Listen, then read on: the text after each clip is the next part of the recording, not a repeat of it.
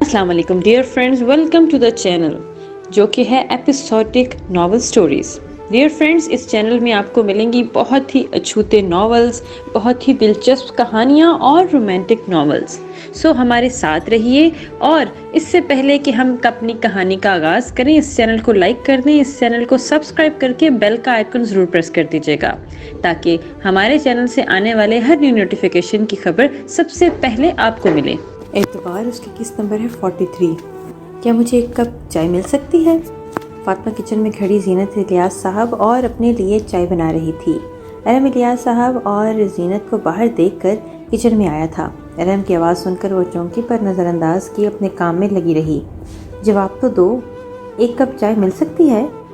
میں آپ کو جواب دینے کی پابند نہیں ہوں، وہ پیچھے مڑے بنا بولی۔ پابند تو ہیں آپ فاطمہ ارحم، اس نے فاطمہ ارحم پر زور دیا تھا۔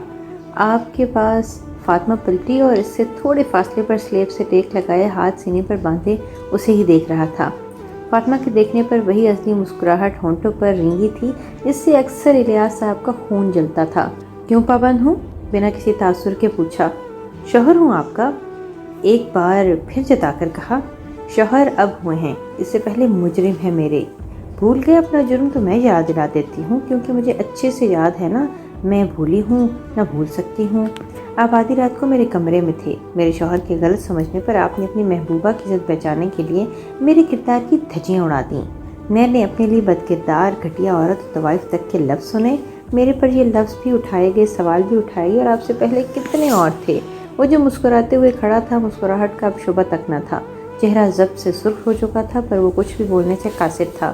بولتا صحیح تو کہہ رہی تھی وہ، شاید اپنی اور گناہ سننے کا اب آپ میں حوصلہ نہیں ہے، اس لیے آئندہ میرے سامنے آئیں تو شوہر کے رتبے کو پیچھے رکھ کر اپنا اصل رتبہ یاد رکھیے گا، ورنہ مجھے بار بار یاد دلانے کی کوئی مسئلہ نہیں، لیکن آپ سے برداشت نہیں ہوگا۔ تحمل سے اپنی بات مکمل کرتے واپس مڑ کر چائے کی ٹرے اٹھائی اور باہر نکل گئی۔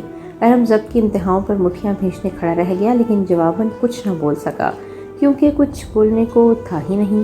3 ہفتے گزر چکے تھے، لیکن یونی کا کام اب بھی تھا۔ اب 3 سال کی محنت کا دکھ 3 ہفتے میں تو نہیں جاتا۔ اس گھر میں وہ خوبصورت حیثیت سے آئی تھی، پر اسے اپنا آپ بوجھ لگنے لگا تھا۔ ارسلان تو صاحب اس سے اپنی ناپسندیدگی کا اظہار کرتا تھا، اور پپو کا رویہ اسے واضح مصنوعی لگتا تھا۔ وہ اسے کم بات کرتی تھی، اور ان کے لاکھ میٹھا بننے کے باوجود لہجے کی کڑواہٹ نہیں چھپ پاتی تھی۔ ان سب کی وجہ سے اپنی فاطمہ کے ساتھ کی گئی زیادتی لگتی تھی۔ آج پھر وہ اپنے کمرے میں بیٹھی رو رہی تھی، ہلکی ہلکی سسکیاں اب گونجنے لگی تھیں۔ پہلے ہی سکون قلب میسر نہیں تھا۔ اس سکون کی تلاش میں اس نے فاطمہ سے معافی مانگ لی اور اس نے معاف بھی کر دیا، لیکن اس کے باوجود سکون نہیں ملا، اور اب زندگی میں تکلیفیں بھی شامل ہو گئی تھیں۔ وہ بیڈ پر بیٹھی ہاتھ جھولی میں گرائے رو رہی تھی۔ کمرے کا دروازہ ہلکا سا کھلا تھا، جھری اتنی تھی کہ اندر دیکھا جا سکتا تھا۔ ارسلان آج فلیٹ کی جگہ گھر آ گیا تھا اور اپنے کمرے کی طرف بڑھنے لگا جب دبی دبی سسکیوں کی آواز آئی۔ نہ چاہتے ہوئے اس کے قدم پیچھے ہوئے۔ سندس کے کمرے کے باہر کھڑے اس نے جھری میں جھانکا، اندر وہ بیڈ پر بیٹھے رونے میں مگن تھی۔ ارسلان نے بے دہانی میں اسے دیکھ کیا۔ وہ اسے پسند نہیں کرتا تھا، نہ ہی وہ کبھی اسے دیکھنے یا سننے کا ارادہ رکھتا تھا، لیکن پھر بھی اسے اس کا رونا برا لگ رہا تھا۔ سندس دوسری لڑکی تھی جس کا رونا اسے چبھا تھا۔ پہلے فاطمہ تھی جس کو اسامہ کے جنازے پر دیکھا اسے برا لگا تھا، اور دوسری سندس جس کا ابھی رونا اسے انجانی تکلیف دے رہا تھا۔ لیکن یہ کیفیت زیادہ دیر اس پر نہیں رہی۔ وہ سر جھٹکتا اندر اپنے کمرے میں چلا گیا، اور وہ روتی لیکن سائڈ ٹیبل پر رکھا اس کا موبائل بجا۔ اسکرین پر امی کا نام جگمگا رہا تھا۔ اس نے لمبی سانس لی، آنسو صاف کیے۔ السلام علیکم امی۔ وعلیکم السلام، تم ٹھیک ہو؟ سندس تمہاری آواز سے طبیعت خراب لگ رہی ہے۔ تہمینہ فکر مند ہوئی، سندس کے ہونٹوں پر تلخ مسکراہٹ آئی۔ ٹھیک ہوں، لیکن مجھے ٹھیک نہیں لگ رہی۔ امی مجھے آپ کی مصنوعی فکر کی ضرورت نہیں ہے، سندس کا کہنا تھا کہ تہمینہ کے تلوے کے لگی تالو پر بجھی۔ کیا بدتمیزی ہے یہ؟ مطلب کیا ہے تمہارا مصنوعی ہمدردی؟ اچانک میٹھا لہجہ سخت ہو گیا تھا۔ میں پہلے سمجھتی تھی کہ آپ کو فاطمہ بہو ہے آپ کی، اس لیے آپ اس کے ساتھ ایسا کرتی ہیں، لیکن آپ بہت نیوٹرل ہیں امی۔ جیسی آپ کی بہو کے ساتھ تھی ویسے ہی بیٹی کے ساتھ آپ کو اپنی انا مجھ سے زیادہ عزیز تھی۔ کہتے ساتھ فون کاٹ دیا، اور فون کے دوسری طرف تہمینہ غصے سے فون کو گھورتی رہ گئی۔ وہ جتنا فاطمہ نام سے نفرت کرتی تھی، ان کی بیٹی اتنا ہی فاطمہ کا ذکر کرتی تھی۔ سندس نے فون برابر میں رکھا، نئے سرے سے اپنے اوپر رونا آیا۔ اس نے تو ایک جگہ بے حسی دکھائی تھی، لیکن سبھی اس کے ساتھ بے حسی پر اترے تھے۔ ارحم فاطمہ سے کچن میں ہوئی گفتگو کے بعد نکلا تھا گھر سے، اور اب رات کے 2 بجے آیا تھا۔ وہ کلب میں بیٹھا بظاہر رنگ سے بھری اس نے بے رنگ دنیا کو دیکھ رہا تھا۔ وہ نہیں بھولا تھا اپنا جرم، وہ فاطمہ کو ساتھ پا کر وہی تو بھولنے کی ناکام کوشش کر رہا تھا۔ فاطمہ کے لیے اپنے بتائے الفاظ ابھی تک اس کے دل پر تیزاب کی مانند گر رہے تھے۔ دوسری طرف فاطمہ سوچ چکی تھی اسے کوئی فرق نہیں پڑتا تھا کہ وہ کہاں ہے، کیا کر رہا ہے یا کب آئے گا۔ کل حماد اور سارہ تقریباً 3 ماہ کے بعد واپس آ رہے تھے۔ ان کا ہنی مون کچھ زیادہ ہی لمبا ہو گیا تھا، اب بس اسے ان کے آنے کا انتظار تھا۔ کوئی تو ہوگا پھر اس کے پاس اس کا دکھ، اس کی تکلیف شیئر کرنے کو۔ کیا مصیبت ہے یار، وہ جھنجھلا کر اٹھ بیٹھا۔ رات کے 2 بج چکے تھے، تھکن بھی تھی اور نیند کسی صورت آنے کو تیار نہیں تھی۔ گھوم پھر کے ذہن سندس کی طرف جا رہا تھا اور اس کے آنسوؤں میں الجھ رہا تھا۔ وہ خود ہی اپنی کیفیت پر غصہ ہو رہا تھا، پھر تنگ آ کر کمفرٹر پرے پھینکا اور چپل پہن کر باہر نکل گیا۔ ایک نظر اندھیرے لاؤنج پر ڈالی اور سندس کے کمرے کی طرف قدم بڑھایا۔ کمرے کا دروازہ کھولا، صد شکر دروازہ لاک نہیں تھا۔ نائٹ بلب آن تھا، کمرے میں نیم اندھیرا تھا۔ میرا سکون برباد کر کے کیسے یہ روتی شکل سکون سے سو رہی تھی؟ دونوں آئیبرو آپس میں بھینچے، آگے بڑھ کر سندس کے سرانے کھڑا ہوا۔ سندس گہری نیند میں تھی، وہ سندس کو دیکھتے گیا تھا اور دیکھتے دیکھتے ماتھے پر ڈلے بل کب کھلے سے خود بھی علم نہیں ہوا۔ وہ آج پہلی بار اسے غور سے دیکھ رہا تھا اور اب نظریں بھی بدل رہی تھیں۔ پہلی بار ارسلان نیازی کو کوئی لڑکی معصوم لگی تھی۔ ہونٹوں پر مسکراہٹ آئی اور ایک ہاتھ کی مٹھی بنائے منہ پر رکھی اور اپنی آنکھیں چھوٹی کی اسے دیکھے گیا۔ بند آنکھیں، ایک دو بال ہوا سے اڑا کر ماتھے پر آتے اور خود ہی واپس پیچھے چلے جاتے۔ چبی چبی سی گال اور اس پر کھڑی ناک۔ سندس کی کھلی آنکھیں اس پر اس نے کبھی غور نہیں کیا، پر بند آنکھیں اسے بہت خوبصورت لگیں۔ نیم اندھیرے میں بھی اسے سندس اب واضح نظر آ رہی تھی اور وہ بہت خوبصورت لگ رہی تھی، اور بہت ہی خوبصورت لگ رہی تھی، اور اس کی آنکھیں اس کی گواہی دے رہی تھی۔ اور اس سے زیادہ حسین یہ بات تھی کہ وہ اسی کی تھی۔ یہ سوچ آتے مسکراہٹ اور گہری ہو گئی تھی۔ اچانک وہ ہوش میں آیا اور منہ پر مٹھی بنا کر ہاتھ بالوں میں پھیرا۔ بدلہ تو میں ضرور لوں گا، سندس ارسلان، میرا سکون برباد کیا ہے، بدلے میں تمہارا سکون بھی جلد برباد کروں گا۔ ایک بار مسکراتے بھرپور نظر اس پر ڈال کر وہ جیسے آیا تھا ویسے ہی نکل گیا۔ ارسلان چائے پیتے ناشتے کا انتظار کر رہا تھا۔ آج وہ آدھا گھنٹہ جلدی اٹھا تھا اور اب آدھے گھنٹے پہلے ہی ناشتے کے لیے آ گیا تھا۔ اسے دیکھے پھپھو بھی جلدی ناشتہ کرنے بیٹھ گئی تھی۔ سندس نے پہلے انہیں چائے دی تھی اور اب ایک ایک کر کے ناشتہ لگا رہی تھی۔ ارسلان نے اب تک اس پر نظر نہیں ڈالی۔ ناشتہ رکھ کر وہ خود بھی بیٹھ گئی۔ رات کا کھانا بھی نہیں کھایا تھا اور اب بھوک لگ رہی تھی۔ اب یہاں کوئی تھا ہی نہیں جو اس کی فکر کرتا۔ تھوڑی دیر میں تیار ہو جاؤ، جمشید کے ساتھ یونیورسٹی چلے جانا۔ کھانے میں مگن وہ سرسری سا بولا۔ پھپھو اور سندس دونوں نے چونک کر دیکھا۔ سندس کو لگا اس نے کچھ غلط سنا، وہ اس سے مخاطب تھا، یہی بات قابل حیران تھی، لیکن وہ اسے یونی جانے کا بول رہا تھا، یہ ناقابل یقین تھا۔ اور پھپھو کو تو یہ بات بہت گوارا گزری تھی، ان کے فیصلے کی مخالفت کی جائے۔ سندس کو اسی کشمکش میں تھی کہ اس نے صحیح سنا ہے یا غلط، جبکہ وہ سندس اور اپنی ماں کی نظریں خود پر محسوس کرتے ہوئے بھی انجان بنے ناشتے میں مگن تھا۔ کیا مطلب ہے اس بات کا؟ میں یونی جانے سے منع کر دیا تو کر دیا، کیا کرے گی پڑھ کر؟ اور ویسے بھی تمہیں کیا فرق پڑتا ہے وہ پڑھے یا نہ پڑھے؟ پھپھو ناگواریت سے بولی۔ فرق پڑتا ہے، بہت پڑتا ہے۔